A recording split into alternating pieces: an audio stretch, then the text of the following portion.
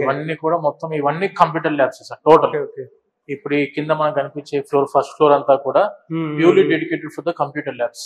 ఇందులో 240 సిస్టమ్స్ ఉన్నాయి sir totally. Each lab లో 20 సిస్టమ్స్ ఉంటాయి అంతే. Advance machine learning IoT lab, mobile application development lab. ఇప్పుడు మేము మొబైల్ యాప్స్ ఉంటాయి కదా సార్, అప్లికేషన్స్ అన్ని ఇక్కడ డెవలప్ చేస్తారు students.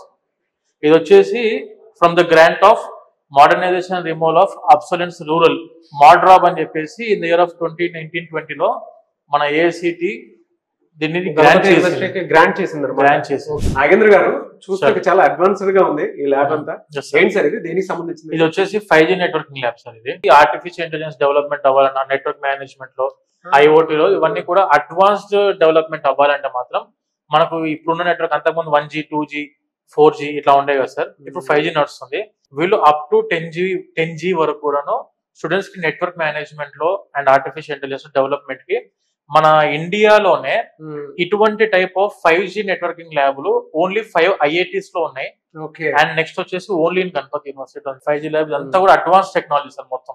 Ganapati university advance technology centre for the next generation వర్ నెట్వర్క్స్.